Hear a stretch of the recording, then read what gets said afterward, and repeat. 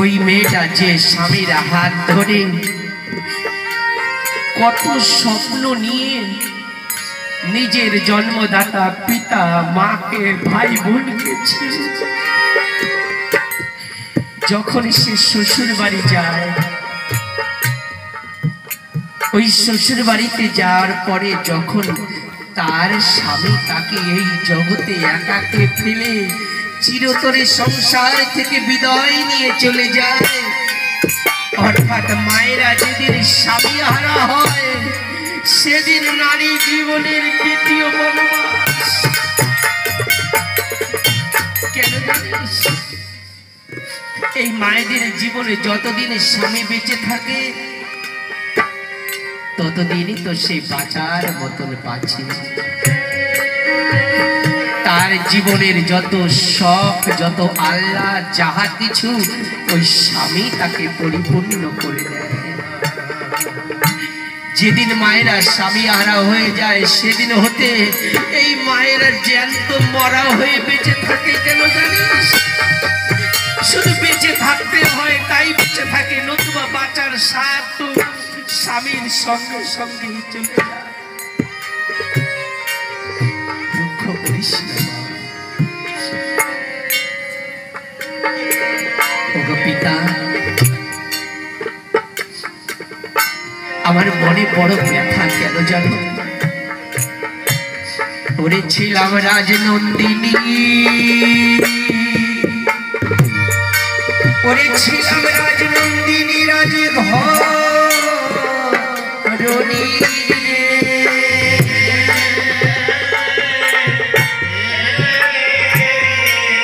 ওরে আমি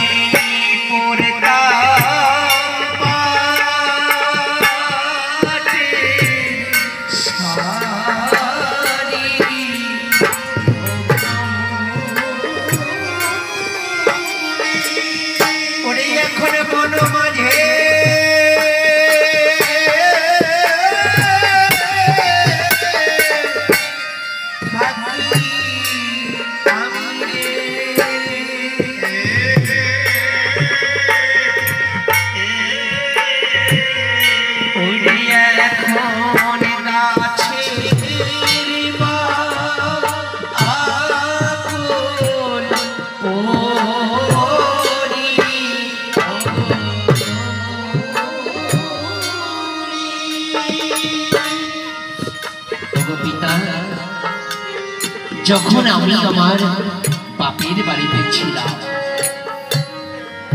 আমার পিতা রাজা জনক আমার কাজের জন্য 10 জনা দাসী রেখেছিল। পিতা আমার বাপের বাড়িতে কোনোদিন কোনো বস্ত্রের অভাব দেখিনি। পিতা যদি আমার কখনো 1 গ্লাস জল খাবার ইচ্ছা হতো, জানো পিতা, সঙ্গে সঙ্গে আমার কাছে 10 গ্লাস জল চলে আসে। যখন আমার বিবাহ হলো, আমার শ্বশুর ঠাকুর রাজা দশরথ আমার হস্ত দুখানা ধরে নিয়ে ওই অযোধ্যার ভিতরে যেই ঘরখানা সব থেকে ভালো ঘর, সেই ঘরের ভিতরে নিয়ে সিংহাসনে বসিয়ে আমাকে আমার শ্বশুর ঠাকুর ডেকে বলেছিল, ওমা জানো কি, এই রাজা দশরথের মনের কথা জানো কি মা? ওমা আজ হতে তুমি আমার এই অযোধ্যার রাজলক্ষ্মী মা, রাজলক্ষ্মী মা গো তুমি। ও পিতা, বলতে পারো পিতা, যে মেয়েটা বাপের বাড়ি এত যত্নে ছিল, যে মেয়েটা শ্বশুর বাড়িতে এসেও এত যত্নে ছিল, আজ সেই মেয়েটা কোথায় কোন অবস্থায় আছে বলতে পারো? জানো পিতা, নারী জীবনের ব্যথা কোথায়? যে মেয়েরা বাপের বাড়ি বড় আদরে যত্ন হয়, মানুষ হয়, সেই মেয়েরা যখন শ্বশুর বাড়িতে আসে, যদি এতটুকু কষ্ট পায় তারা তা সহ্য করতে পারে না পিতা। আর যে মেয়েরা বাপের বাড়ি বড় কষ্টে দিন কাটায়, শ্বশুর বাড়িতে এসে যদি এতটুকু সুখের মুখ দেখে তাতেই তারা সন্তুষ্ট হয়ে যায়, তাদের মন ভরে যায়। জানো পিতা, এই সংসারে যখন মানুষের জীবনে কোনো দুঃখ কষ্ট নেমে আসে, তাদের আত্মীয় স্বজন বন্ধু বান্ধবেরা তখন পাশে এসে দাঁড়ায়, তাদের বুকের উপরে মাথাটা রেখে দুই ফোঁটা চোখের জল ফেলে তারা তার মনকে হালকা করে নেয়। কিন্তু এই গভীর বন মাঝে আমার যে আপন বলতে কেউ নেই পিতা, ওরে আমার নাইকো মাতা, আমার নাইকো পিতা রে।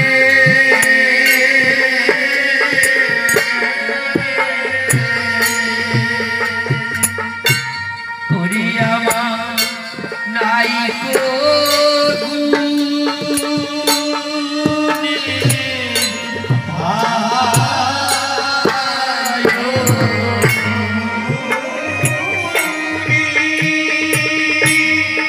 আমার নাইকো মাতা, আমার নাইকো পিতা রে।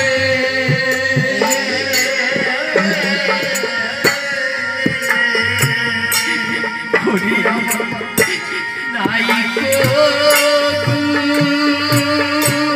গুণে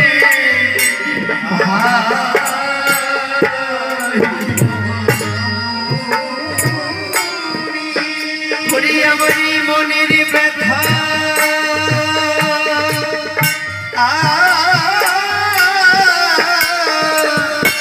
এই প্রাণের কথা রে।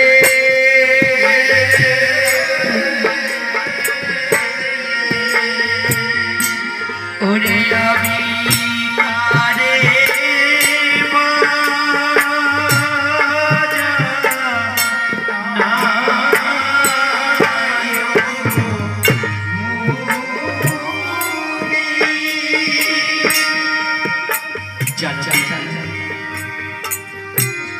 নারী জীবনের সব থেকে বড় কষ্ট কি?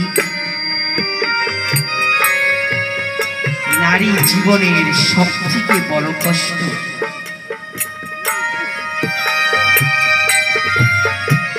পতির বিরহ। পতির বিরহ নারী জীবনের সব থেকে বড় কষ্ট। এইভাবে পতির বিরহ, পতির বিরহ বড় অসহ,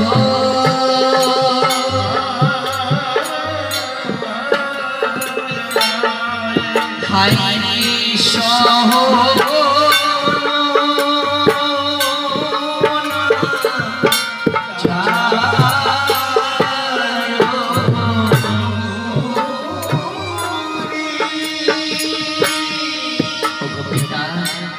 কবি মরে যেতাম, শুধু বলতে পারি না ওই লওয়ার কুশির মুখে বলে তাকিয়ে, ওই দুটি সন্তানের মুখের দিকে তাকিয়ে নিজেকে আমি মেরে ফেলতেও পারছি না পিতা। যখন আমার স্বামীর কথায় আমার মনে ওঠে, যখন তাকে উদ্দেশ্য করে এই চোখে জল ঝরে, আমার দুটি পুত্র তখন মা মা বলে আমাকে যখন ডাকে, ওই পুত্রের মুখে মা ডাক শুনে আমি আমার মনকে বুঝিয়ে দিই, শুধু পুত্রের মুখের দিকে তাকিয়ে আমি নিজেকে মেরে ফেলতেও পারছি না পিতা। ও মা, কে বলেছে তোর কাছে দেবার কিছু নাই? ওই যে বললি না লবার খুশি আছে, মা তোর এই দুটি পুত্রকে আমাকে ভিক্ষায় দে। না পিতা, পারবো না পিতা, অসম্ভব। লবার খুশি আমার জীবনের জীবন, আমার প্রাণ, ওদেরকে এক পলক না দেখে যে আমি থাকতে পারি না পিতা। মনে রাখিস মা, ভিখারি যদি দ্বারের থেকে ফিরে চলে যায়, তাকে যদি ভিক্ষা দেওয়া না হয়, গৃহস্থের অমঙ্গল হয়। তবুও পিতা আমি দিতে পারবো না। নিরাশ হয়ে মহামুনি যখন ধীরে ধীরে চলছে, বৃক্ষের নিচে লবার খুশি খেলা করছে। বহুদিন পরে দাদুকে দেখতে পেয়ে দুটি ভাই দাদুর কাছে এসে প্রণাম করে বলছে, দাদু কোথায় গিয়েছিলি? বাল্মীকি মুনি ডেকে বলছে, লবার খুশি এক জায়গা থেকে আমাকে নিমন্ত্রণা করেছে, ভেবেছিলাম তোদেরকে নিয়ে যাব, একটু ভালো মন্দ খাওয়াতে নিয়ে যাব, নিমন্ত্রণা বাড়ি নিয়ে যাব, কিন্তু হলো না রে। তোর মা কিছুতেই তোদেরকে যাবার অনুমতি দিল না। লবার খুশি ছুটতে ছুটতে মায়ের কাছে এসে মায়ের গলাতে জড়িয়ে ধরে বলছে, মা, জীবনে তো তুমি একটু ভালো মন্দ আমাদেরকে খাওয়াতে পারোনি মা। আমরা লক্ষ্য করে দেখেছি মা, আমরা দুটি ভাই যখন তোমার বক্ষসুধা পান করতাম মা, তোমার এই বক্ষসুধায় আমাদের পেট ভরতো না মা। তখন তুমি কান্না করতে মা, তোমার ওই দুই চোখের জল তোমার মুখ বেয়ে, তোমার ঠোঁট বেয়ে, বুক বেয়ে আমাদের দু ভাইয়ের মুখে এসে পড়তো মা। তোমার যতটা না খেয়েছি তোমার বক্ষসুধা মা, তার থেকে বেশি খেয়েছি মা তোমার চোখের জল। সীতা দেবী মনকে দেখে বলছে, হায় রে দারুণ বিধি, হে ঈশ্বর, মা করে জগতে পাঠিয়ে দিয়েছো, এতটুকু সামর্থ্য কেন দিলে না যে সন্তানকে একটু ভালো মন্দ সেবা করাবো। ধীরে ধীরে বাল্মীকি মহামুনি আবার এসে বলছে, মা, শুধুমাত্র 7 দিনের জন্য তোর পুত্র দুটিকে আমাকে ভিক্ষা দিল, শুধুমাত্র দিনের বেলায় আমার তপবান খানাকে পাহারা দেবে, রাতের বেলায় তোর পুত্র তোর কোলে এসে থাকবে মা। অনেক বলার পরে লবার খুশির হস্ত ধরে মহামুনির করে যখন দান করছে, বলছো, গো পিতা, এই লবার খুশি আমার জীবনের জীবন, আমার প্রাণ, এদের যদি কখনো কিছু হয়ে যায়, সেদিন সীতাও আর প্রাণে বেঁচে থাকতে পারবে না। মহামুনি অভয় পানি দিলেন, বলছে, মা, যে দান করেছিস এই দানের প্রতিদান অবশ্যই একদিন তুই পাবি। এই